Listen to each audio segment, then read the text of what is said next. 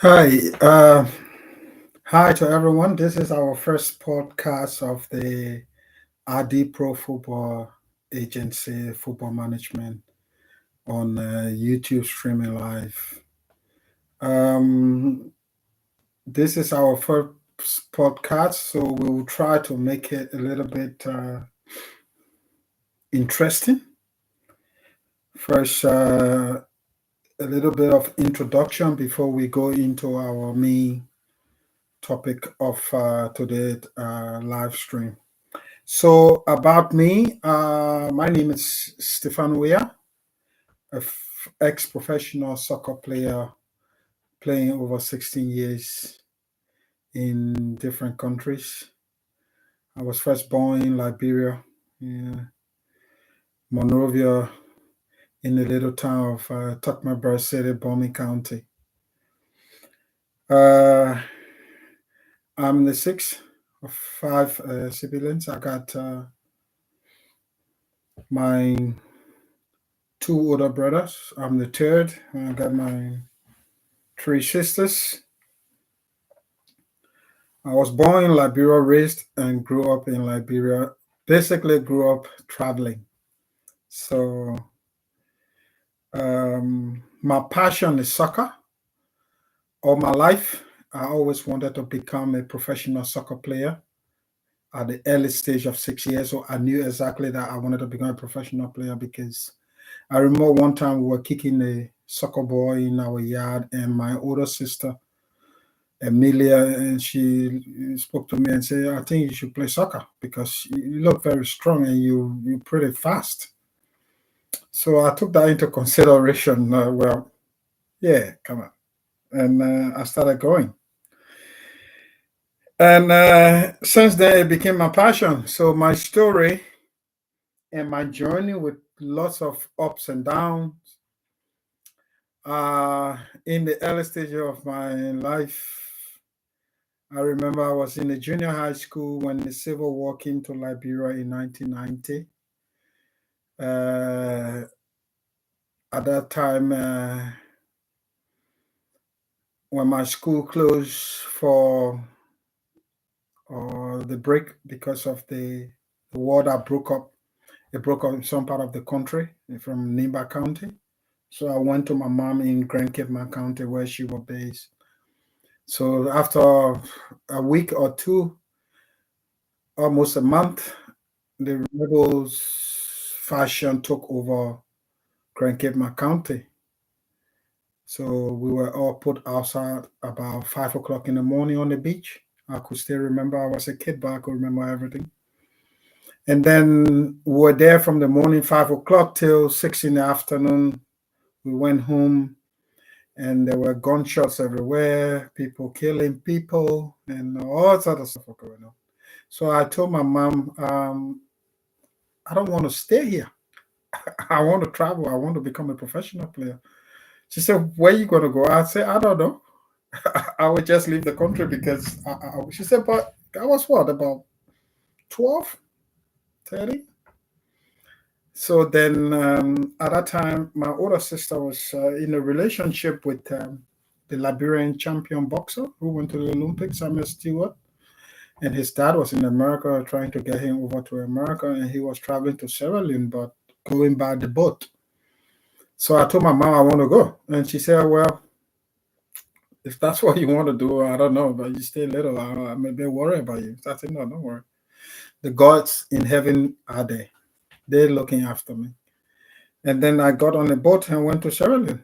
I was, they had a refugee camps for refugees. I chose not to go to the camp because I knew definitely it was going to be United Nations bringing food for you to eat and the school program. And I wanted to go to school, but I wanted to be a professional player. So I thought I would just do everything I can. And I went to the Sierra Leone National Stadium. I remember the Shaka Stevens Stadium. I chose to sleep with the security guards on the stadium. And they said, why can't you go to the refugee camp? And I want to play soccer. I want to see the pitch every day. And they allowed me to stay there in one of the rooms and with a mattress on the floor. And 2 days later, Saturday morning, I think I saw two players kicking the soccer ball on the field. At that time, I didn't know them, but I remember the name. It was Kemoka Kalong, the older brother of Musa Kalong, who played for Inter Milan. And there was another one, John Wishes, he played for Eastern Lions. So I started kicking the ball with these guys. And then they said, "You're really good." I said, "Yeah, I know." They said, "But you're still little." I said, "Yeah, it's okay. It's just the mindset. It's just how I am." So what's your parents? Are they here on the refugee camp? I said, no, I'm here alone. My family back home in Liberia, the war. So this guy from Eastern Lions Wishes, he took me to his club, Eastern Lions, one of the biggest club in Sierra Leone at the time. And he told the coach, it was, who was the coach? Ishmael Daifan.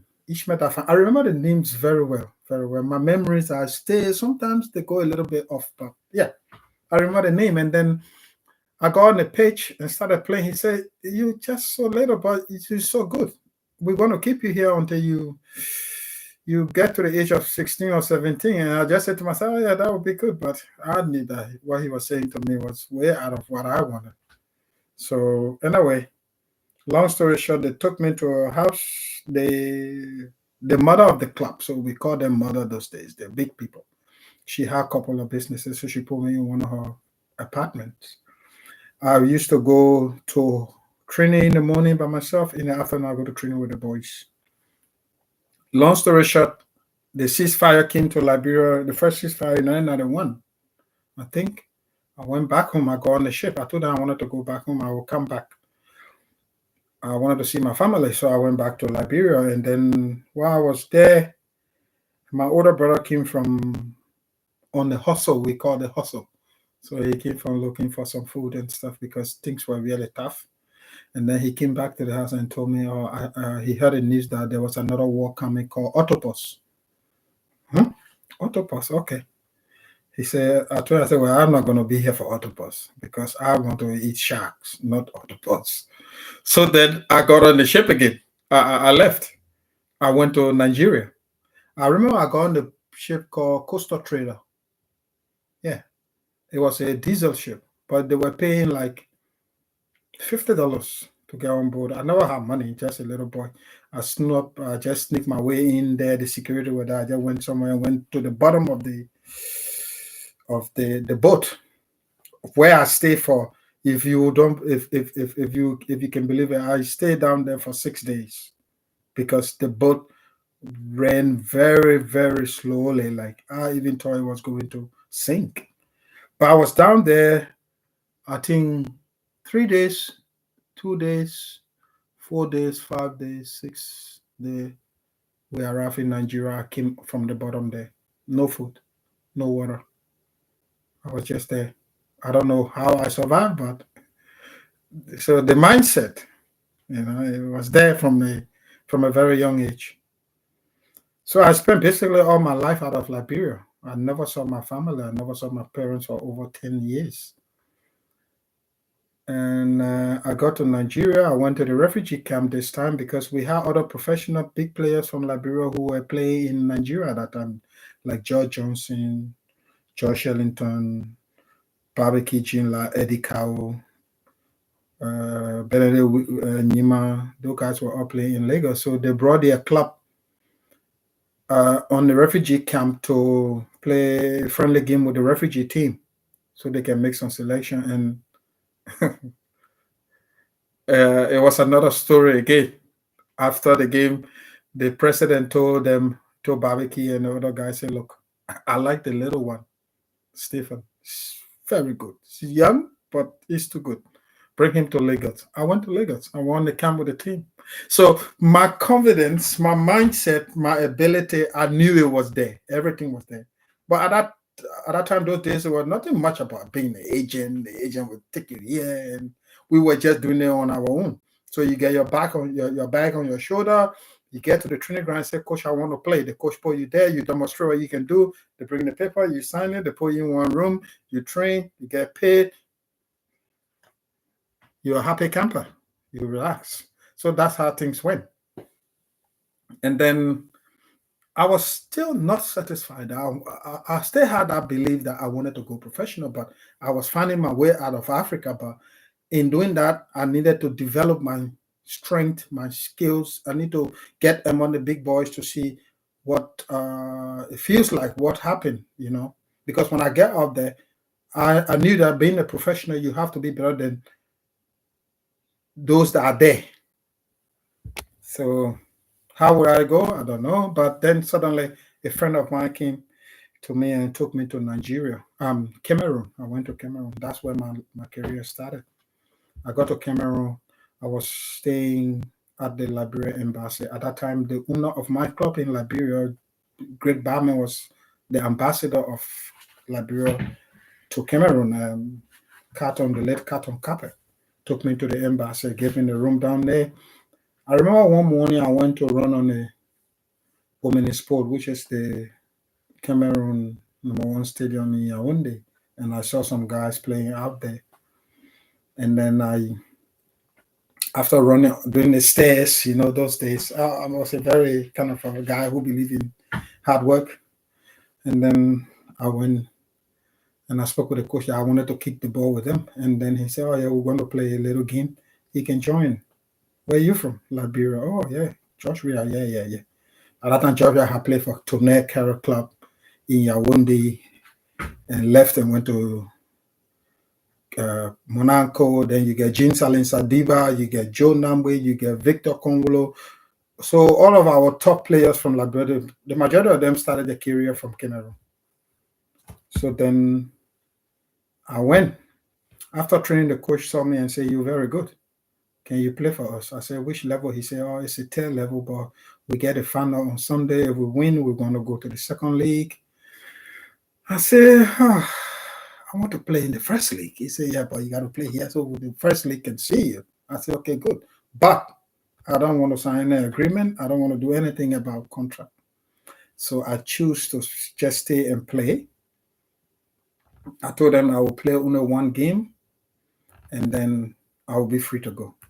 And after that game, I scored 2 goals in that game. The Director General of Canon, the Yaoundé at that time, was the late Theophilus Abega, one of Africa's greatest players. He saw me. He said, "Come and go and play for Canon." Like that, I went and met the president. And one thing led to another. While they were arranging for me to go to Canon in Cameroon, then this opportunity came for me to go to Saudi Arabia. Someone saw me, and Mohamed Kone, who's a Guinean, but also used to live in Liberia, so I knew him. I was familiar with him. I knew him, but he didn't know me personally. But then he called me and said, "Look, this guy played for Cameroon called Libby Thomas. I think he played 2 or 3 World Cups for Cameroon. He wants a striker on his team. They sent me here to pick up some guys, but I think you can do the job." So I said, "Okay." I went. That's how I went to Saudi Arabia. First training section, poof, contract signed. So that's just a story about me. I had ups and downs. Came back from Saudi Arabia after a year, and then I went to Senegal. I played for Union Sportif de Gorée. I left Gorée and went back to Liberia. The Liberian national team had their last qualifying game for South Africa 96 African Cup of Nations last qualifier. They were qualified already. So I went there and I met some of the boys that I knew, like Christopher Ray, who played for Arsenal at that time. And then, I spoke with Joe Nambwe. He didn't know me personally, but I told him I wanted to go back home. So he got me a seat on the flight back home. And when I went back home, I started to play for Great Barman. But I stayed high in my mind that I need to go back there because I just saw Saudi Arabia. So I knew what was happening now. So then I took the plunge and went back to Cameroon, which was my standing ground. I played I ended up registering with Kano finally because when they heard I was in Cameroon, they went crazy. There was no way for me to do anything. I had to sign a contract, put me in an apartment, and I played 4 games for Kano. Now the problem here was when Kano registered me without my ITC from Senegal. After 4 games, someone that I knew from the last club we played was the one who told them that but we are just from Senegal. Where his ITC, he bring the ITC, they register him with the ITC, and then they did some background search. I was suspended for 6 months. Canon was deducted 6 points. But in that process of my suspension, then came another opportunity now to go to Indonesia. That's where I went. First training section, 2 goals, contract signed, became the club top scorer 96, 97 season, and my career took off from from Indonesia. And then I went to Werder Bremen on a 6 months, 6 week, 3 weeks trial. I did pass the trial.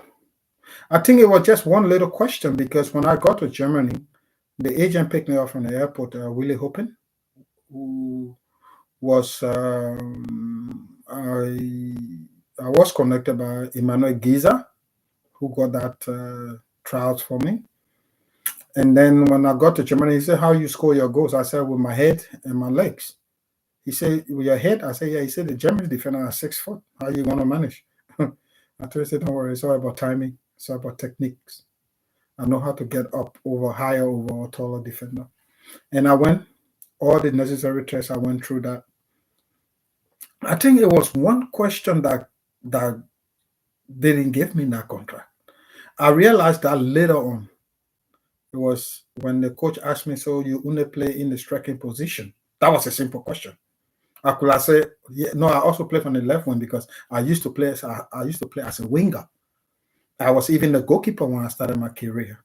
So, but then when I say yes, I can only play striker, I think that's where everything went a bit differently because the coach, with the skills and the talent, he preferred, and my height, he preferred me playing outside and coming infield.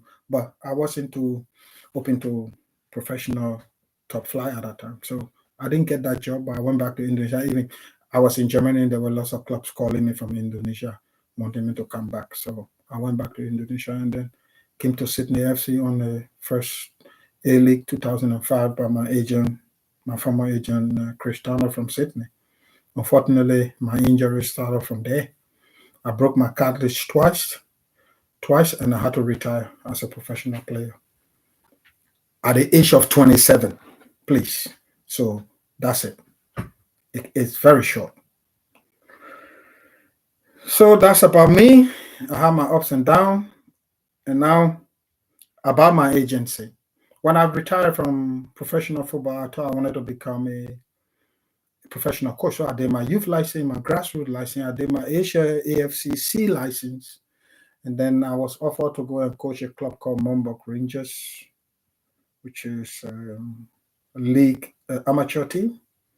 So I think I got frustrated because I didn't know they were not getting paid or whatsoever, but I got paid. So when I do my programs, I go there and you get only 2 or 3 players that shows up. So I was a bit frustrated, and then but I did take the team and we finished fourth that year, which was good for my first trial as a coach. But I didn't like it. I didn't really like it. I didn't like it. So I thought, no, I will go into player management. I think I will want to help other players achieve their goals, but I want players with vision, with the mindset, someone who knows what it takes to get from here to there, and what are the discipline you need to move from here to there. Not only discipline, but you need consistent self-discipline to get to where you want to be. Then I started at the Pro Football Management. It was first Afro Football Management, but a friend of mine told me, look, when you say Afro Football Management, it's something like you're only managing African players, of which was true because all the messages I was getting, with majority of them were from African players. So then I switched to AD Pro Football Management. So AD Pro Football Management, what we do, what is it about? It's an agency based in Melbourne, Australia. So I recently passed the FIFA. I used to work as an intermediary, but I wasn't too focused on it because I think I still didn't know what I wanted to do. But then I started working as an intermediary. I did one deal long time ago in Australia. At that time, there was this North Queensland Fury in the A-League, and the president was Clive Palmer, one of the business tycoon in Australia. I took a replacement player there, and then I wasn't too focused on it. And then FIFA brought back the lessons in process 2023. So I said, okay, I will sit the agent license, I will sit the exam, pass the exam, and then start my agency officially and get a structure on where I want to be in the next 10 years or 15 years as a football agent. So I went for the exam on the first attempt. I failed. I failed the second attempt. I was like, what's going on here? Have you been out of school for a very long time? Because I studied, but when the multiple choice question came, it was like, I even know any of them. I would just, but then on the third attempt, I said, okay, I have read the book. I understand the regulation. Now I need a strategy. How can I get this? Not the study anymore. So I didn't study at all for the third exam. Didn't study. I just planned my strategy. Say, okay, it's 20 questions, you need 15 to pass, which is 75%. You have to pass. You have to get 75% right to get a passing mark. So I planned my strategy. I said, okay, I will go into the exam to focus on 18 questions. The ones that I know, I will go through them and don't worry about the time, because my first two attempts, I was a bit too emotional about the time, panicking that the time I'm going to run out and all this stuff. So I went with the strategy, and luckily for me as well, FIFA changed the format of the exam. The first two exam, you had to click question 2 to swap the page over. But this last exam, you only had to scroll down. So there were no way to, so it was easy to just go. If you're not sure any question, it's easy to just go back. So then my strategy was, and then you could open your phone. So what I did was, because you needed some kind of an ID from the phone to put into the platform to get on, but you're not allowed to look in your phone for any other thing else. So what I did, instead of focusing on the time on the screen, I set up the stopwatch on my phone, where I would just tap the phone and I would see the time. I know how many minutes, because it was 1 hour. We had 60 minutes to complete the question. So I went there with my tape. I didn't study. I just planned a strategy that I will first of all try to know the content. So if I see any question that is difficult, I will go through to the content in the book and find it. That was my main strategy. So I mop up all the pages, wrote my notes there, which you were allowed to do. And then when I got through the exam, I knew straight I passed, no matter what, because I knew I had about 19 questions right, like there on point. There is no way they will put it in the machine or whatsoever they're going to put in to check the result. I knew I was going to pass, so I had the confidence. And when the result came, yes, I passed. Congratulations to me for being persistent, disciplined, focused. Yeah, so I got my license, and now this is my agency, IDEPF Football Management. Not like when I had IDPF Football before, but now I've decided to structure it in a way that I will go step by step. At the moment, I don't have any clients now, because before I thought I would just go and get clients. No. Then I structure the business in a different way this time. First, I try to get everything right, then I'll start to get my clients, build my network, and then get my clients. So we manage players. How can we help you on our exciting journey? What makes us stand out from the others? That's a good one. What make a deep pro football management stand out? There is always a saying, when someone say, I know that, they don't know it. Okay. The only way you know something is when you live it. You live that thing, then you know it. Other than that, you only hear about it, you read it, or you saw it on TV. That's it. You read about it, but you don't know it. So it's like someone come to you and say, "Oh, the prison is very bad. They just being in prison is so bad." And then you ask them, "You been there?" He said, "No, I saw it on the TV or I read about it." But if someone come to you and say, oh, prison is so bad, man. It's not good there. You say, oh, you been there? You say, yeah, I was there for 2 years. That's your guy. That's your guy. So if you want to go and climb Mount Everest, you won't go to a professional doctor or go to a scientist to tell you about Mount Everest. You will go to someone who has been to the summit 2 or 3 times, 4 times. Someone who been there and done that. That's where you're going to go and learn. So what made IDPro Football Management stand out is that as a director and CEO of my agency, I've been a professional player for 16 years. So, in saying that, I will also continue my professional development, which is getting together a couple of courses as established in the FIFA agent platform, professional development, knowing my rules, knowing the articles. I'm not a lawyer, but I would need to have some basic knowledge of the laws of the game, the laws of contracts, image right contract, representation agreement contracts, um, uh, other contracts to get the best result for my clients. So my role will also be as a mentor of my clients because I've been there. I will also try to talk to them. I will also try to be part of their day-to-day life, understanding what they need, what they want, and getting them to actually understand that this is not a sprint. It's a long, long journey. And we have to build a trust where we can talk to each other about everything. And then later on, possibly get the families involved because the kids, the parents, they all have to be part of their professional life. So I first of all try to recruit players with the mindset of I want to get there. If a player message me and say, I want you to find me an opportunity, I don't think that would be a good start for our relationship. You have to create your opportunity, not me, not the agency. The agency brings that breakthrough to get you in that door. But first, you have the mindset.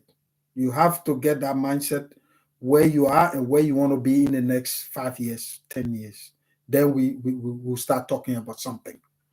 Because I don't want to be one of those agents who wants to go and look for club for you every day. I want to be able to bring you offers, 2, 3 clubs. This is what they're offering. What, which one you think is good that you want to pursue? Because we get so many things we got to take into consideration in our agency. What's good for the family?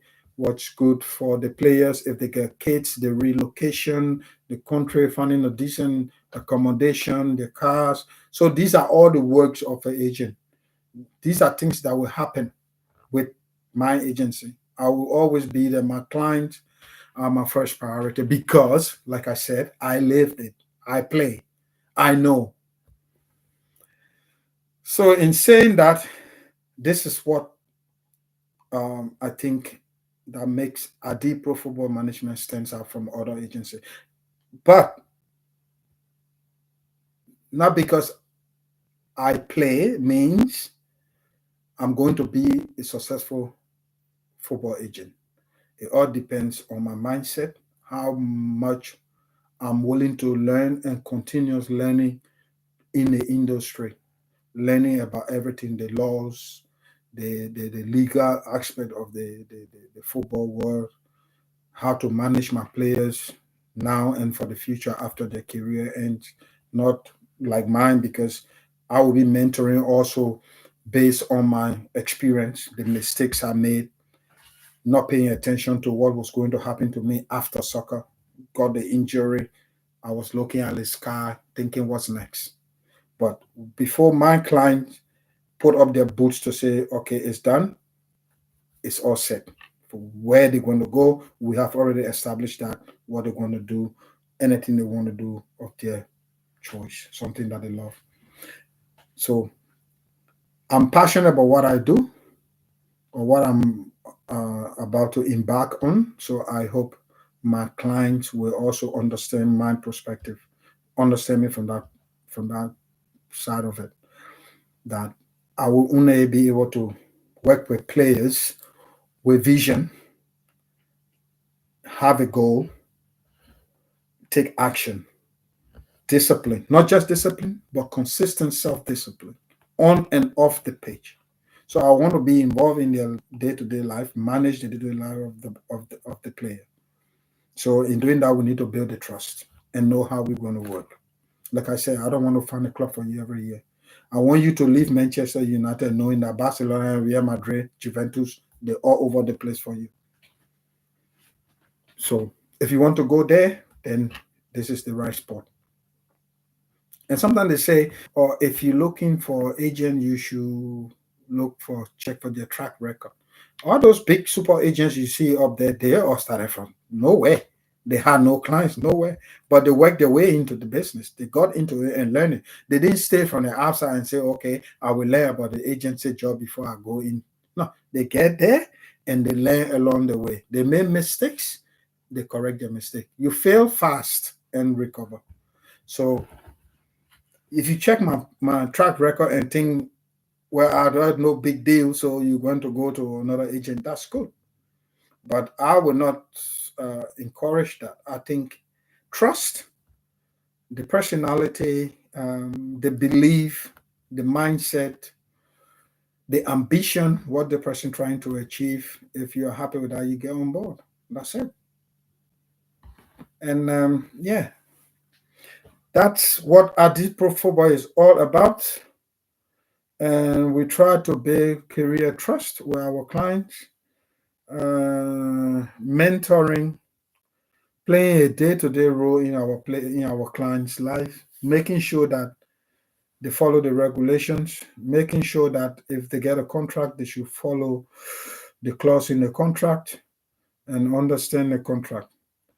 We try to do everything for them in the best possible way so that they can focus on what they got to do out there, which is go and play the best and bring joy to their club, bring results, bring that pride to their families, and be able to be an example to their kids in the future if they have any. Yeah, so that's IDPF Football Management. Yeah, we will schedule another live screening again. But in the meantime, I will be uploading videos of my day-to-day activities when I'm on the job to keep my agency on the float and doing the best I can.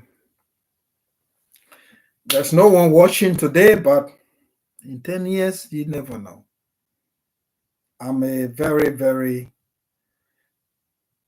optimistic. I'm very optimistic about anything I do. I put everything in it. I will fail. That I put in the structure of my business.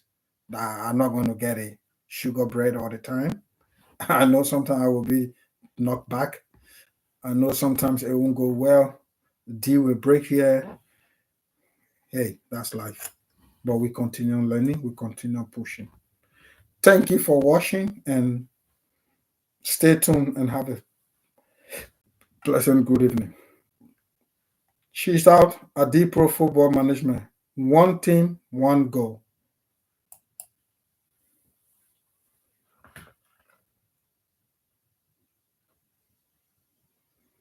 And